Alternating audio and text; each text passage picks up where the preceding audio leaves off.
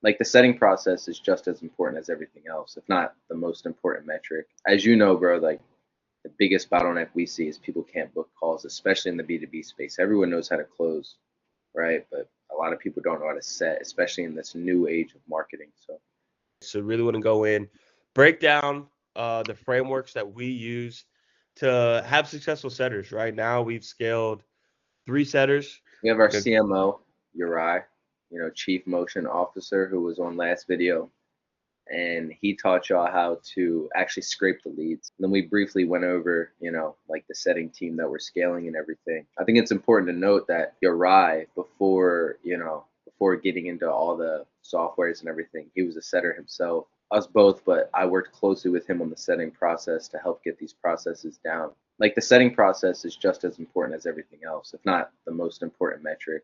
As you know, bro, like the biggest bottleneck we see is people can't book calls, especially in the B2B space. Everyone knows how to close, right? But a lot of people don't know how to set, especially in this new age of marketing. So, yeah, I think that's a good preface.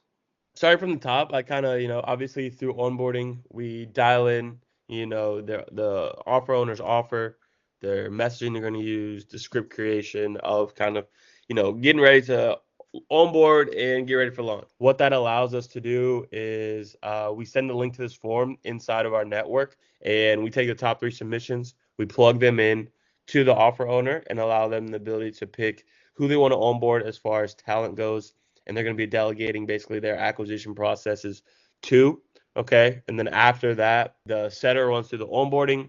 They learn the entire systems, how to scrape the leads, right? Exactly refined and personalized to the exact offer they're getting onboarded for, right? As well, they're going to be uploaded into the backend infrastructure where they're going to have all their daily workflows, tracking KPIs, know exactly what they need to be doing on a day-to-day basis, right? But again, that's just kind of like the start and how we bring on the talent and onboard the talent, right? I'm gonna let Craig kind of jump into the exact setting framework and high performing scripts that we dive into. As Craig, he comes from scaling a successful copywriting agency, so took his brain, brought it over here, and Yeah, no, for sure. I think it's important to note that, we have a lot of back end processes that are automated with client onboarding as well that really get to know the client and plug them in to winning setting frameworks that we have tested over, like, honestly, years. Obviously, we've been working together, and with a cold audience it's a little bit different, but these psychological guess cues that we're using to actually implement in these setting processes are all personalized with client onboarding, and I think that's super important. And it's also important to be specific as far as the audience goes in a B2B market and that it's cold. But yeah, so the talent that we onboard will be plugged right into those exact frameworks, like I said, that have been tested and that work for us, right? So these are the exact frameworks that work for us. We plug it into your niche and your brand identity and make it your own, and then the talent leverages it on behalf of you. As far as the setting process goes, I think it's super overlooked, and I think the market has it backwards. I think people focus closing and not setting as much. Where if you can't, you know, take shots at net, then how are you ever gonna, have a successful business? I mean, me and you see it. It's like if you don't, you can only identify. You can take the best closer in the world and put him on a new offer, right? And there's going to be bottlenecks that he needs to identify, and there's no way to identify those bottlenecks if you're not solving the first problem, which is setting, right? And the reality is, if you're looking at the top 1% of people with personal brands to leverage, a shit ton of ad spend to leverage, then you're just not looking at the market, for what it is. And the reality is, most people that have a lot of value, they have 1,000 followers.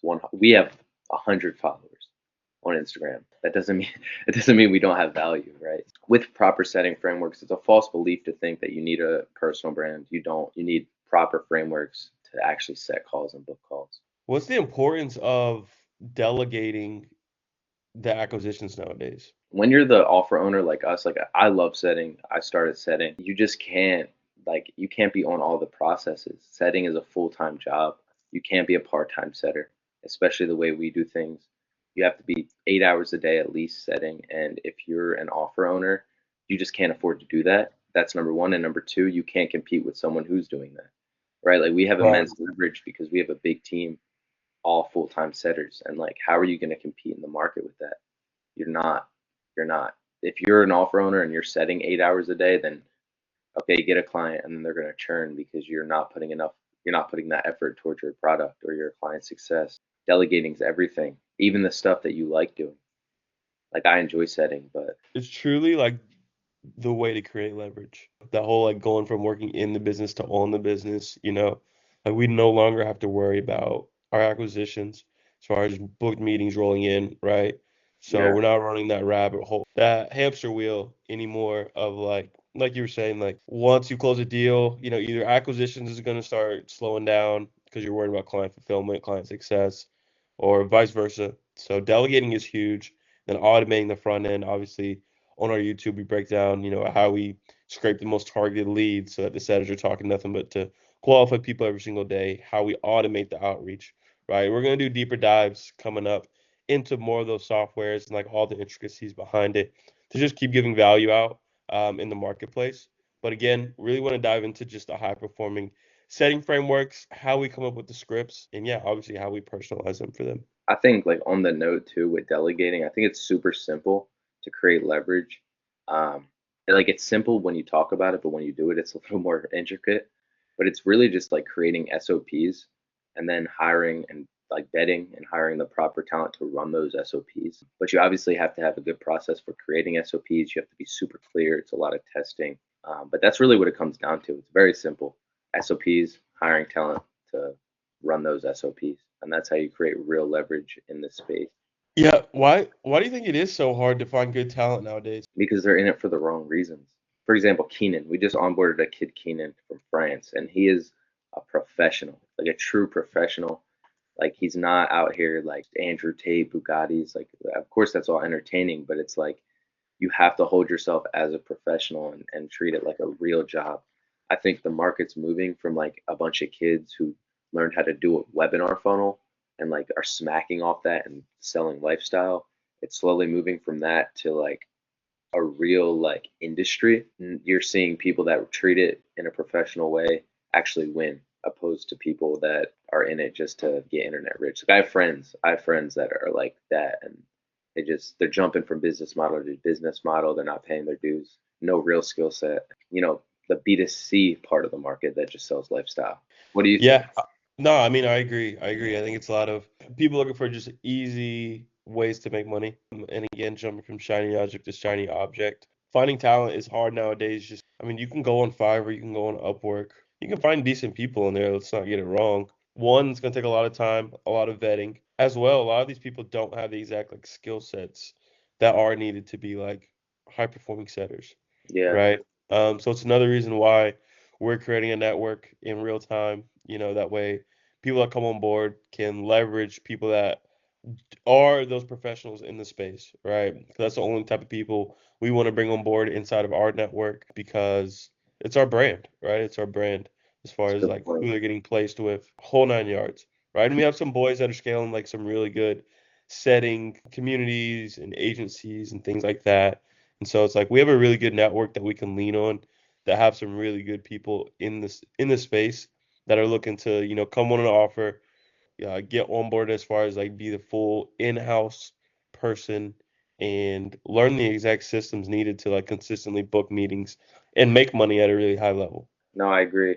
I think that's something we don't talk about enough, but that's like a really big value that we add is like actually our network. Like we've been in the online, money game for years now, like individually, about 8 months, 10 months together. We built a network and we leverage that network for our clients, which I think is a huge value add that you're not really going to understand until you try to like hire talent and get connected in the space. I think that's a really big pain point for people we talk to as well with like everyone we've talked to. I mean, we've hired clients that said they've had setters, but they're firing them all. Like it's just really hard. It's really hard to find good talent, and that's a big value add as far as leveraging our network goes. Like you said, we have people that have setting agencies. We know other people that are growth operators in the space, or just other B2B people that have connections. Yeah, and like We're definitely seeing either people, like you said, either have setters and they're firing them and like just want to onboard all new talent, or they have the talent and they don't have the right like structures and operating procedures and back end infrastructure to one be able to scale the talent, but two to be able to use the talent like efficiently. Hmm. Right. And that's a big thing as well that we do solve, right? Through kind of, again, all the SOPs we have, all the systems, all the backend infrastructure. That way they know their daily workflows, what KPIs they need to be tracking, how to identify bottlenecks, right? Like where they're getting hung up. Because if you're using talent, if you just have them just doing like manual outreach, you're not using the talent to the best of its ability, you know? That's a good point. That's a good point. Remember, there's a guy, I'm not going to name him because he kind of has some clout. He does like a copywriting thing. He's like a copywriter slash growth operator. It's all getting murky now. Yeah, he just had like one setter just doing outreach on behalf of him, but like no KPI tracking, no like real frameworks and stuff that they're leveraging. You don't realize how many holes are in that funnel until you actually start tracking KPIs. That was the biggest game changer for me. I got on an offer as a setter, and we started like the guy I worked with was checking KPIs crazy, and you could identify instantly like where your processes were. So that's another thing about competition. Like, how can you compete with someone who can see bottlenecks in real time and plug those holes in real time, and you're just, oh, I think it might be this message, I think it might be that message, it might be the sales process. You're going to jump around like a chicken with your head cut off. But when you track KPIs, you can identify exactly what the problem is and get to testing immediately. And I think that's the biggest game changer as far as like putting your talent in the right place. Yeah. Yeah, you get data driven information and then you pivot according. How are they going to compete with that? And then once you scale from there, you have SOPs so you can scale linearly, right? You don't have, there's no delay. And that's what it's about. It's about creating as minimal delay as possible. And you do that through SOPs, through automations, which we're diving into. That's like our project currently. And then talent. Like we're gonna have one of the most valuable offers, like genuinely in the market as we roll out all these automations. Like it's gotta be so crazy. It's gotta be so crazy. Yeah. I'm excited for it.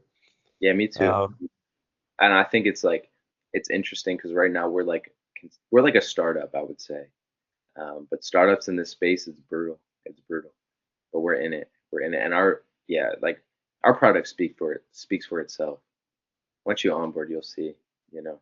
Facts, facts. You want to dive into? I know we're gonna go too long here, but you want to dive into like some of like the high performing frameworks for setting. I mean, I'll just yap about it a little bit. Like I have a pretty good understanding of where we're at, and I also want to talk to our audience, right? Like I know what you guys are. You're just like us. It's cold, right? We're not going to assume you have a big personal brand. When it comes to a cold audience, it's a lot different than a warm audience. So briefly, like to go over setting for a warm audience is very much more like conversation starter. You can say hey name a little bit more depending on the industry. Cold audiences, you want to do fast hits, right? You want to grab attention, you want to stir up some curiosity, you want to get a little leverage, and you want to book the call. A big change we did to solve the reply rate issue because people have a really low reply rate with cold outbound, and they'll pitch first, pitch first, pitch first, pitch first, and we did that for a while where we were just pitching at people. But if you're talking to people with value, then they get pitched at 24/7. So that's not really a. It's really hard to pattern interrupt with a pitch to someone of value in the market. So what we Right. do is we do like kind of like an ambiguous message where it's like, is this a client or not? Like like you ask a question about the business model, right? Or like vetting them even. A lot of vetting questions. They don't know if they're being vetted by a marketing people or vetted by a client because clients vet as well, right? So you ask a question like, do you mainly work B2B? So they're thinking like, well, maybe this person is in a B2B industry and yes, I can help them. Or, but really what you're doing is you're vetting them. We only work with B2B people. So if I'm asking you that question, I'm qualifying you, right? So they're going to answer that message because they're not booking calls. So they have pain. So they're going to answer that message because they think you might be their first inbound client.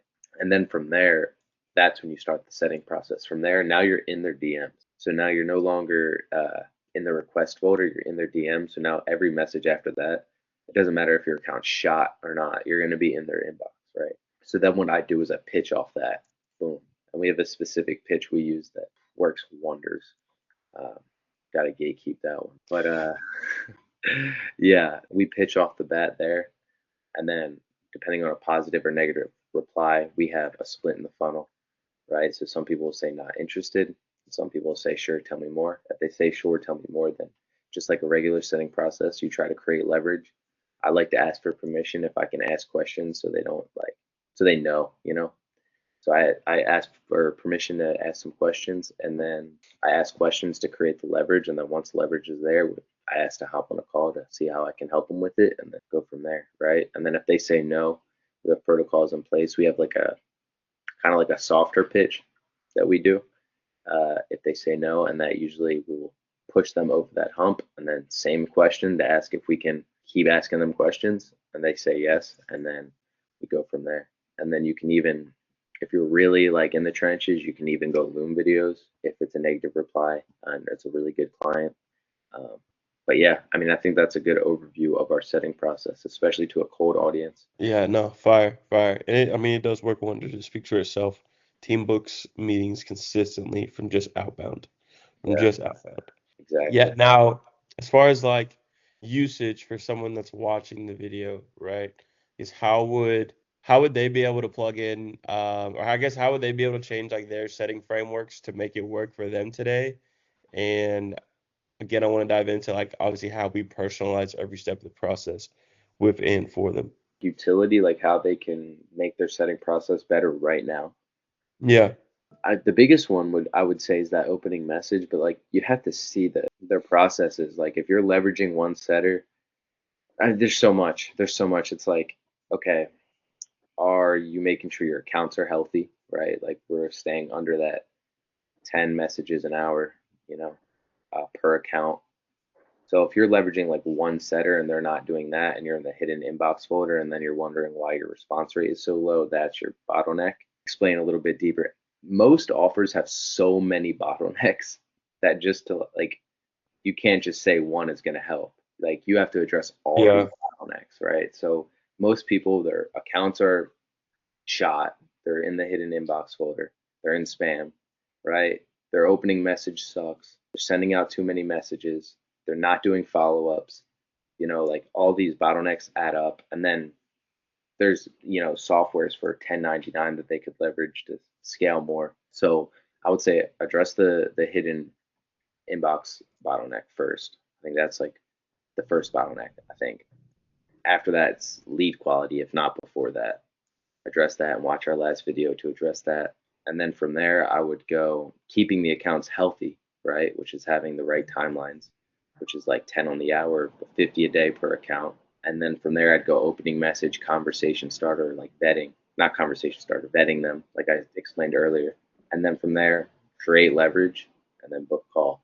I think with that, if you do all that correctly, I think you can have a semi-successful setting process, and then obviously creating SOPs around that and everything is our value, and that's where we would come in as actually making this real and scalable. I think that's huge. once you're able to dial in kind of all of those bottlenecks, address all those bottlenecks, like you said, we're dialing in SOPs, you're able to bring on more talent and it's completely seamless. As far as scaling, it's how we have 3 setters now. It's how we got a chief motion officer. Like we just have SOPs for every step of the process of genuinely scaling the offer, right? Even down to scaling closers, because we place closers in other people's businesses, whole 9 yards, right? It's really, again, the value, like Craig said, that we do offer here at Saulna, right? It's a genuine way to scale your business, onboarding the right talent, leveraging the right systems in the marketplace today, for them to be able to book meetings at a really high level. I think a lot of people don't even know it's their bottleneck. I know we touched on this earlier, but like I don't know, it was just hitting me now. Like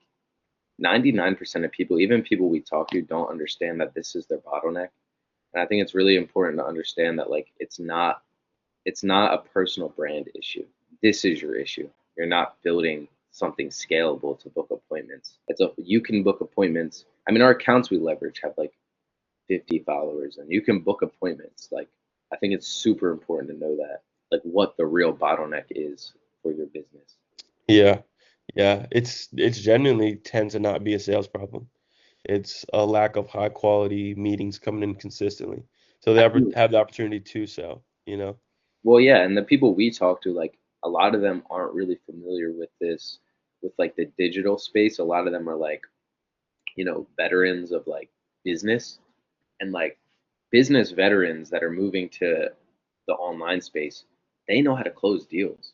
Like they know how to negotiate, they know how to close deals, but it's the setting process. They don't know how to book appointments online. They got online so they could get their name out there and book more appointments, but that's their bottleneck. And they think they have to build a huge personal brand, hire a media team, and all that stuff. And I think that comes after.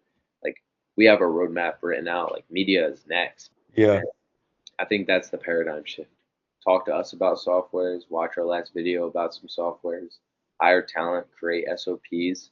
Um, and then if you want help doing all of that in a way that took us months to actually hammer in on and break that learning curve completely, then reach out to us at SaulnaDigital and we will chop it up. We'll give you a personalized game plan on how you can do it yourselves, whether we work together or not. We'll always we leave every sales call giving people value. So um, hop on, chop it up, and let's scale it. Simple as that. And also, if you're a talent and you want to be in our group chat and get plugged into these offers, reach out to us as well. We actually, here in 5 minutes, have a guest speaker in. So all the people in our WhatsApp group can join and watch the guest speaker break down.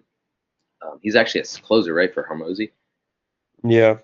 Yeah. So he's going to break down some closing stuff, some setting stuff, free value. So if you're interested in that, reach out to us and we'll plug you in. Right. Motion. Motion.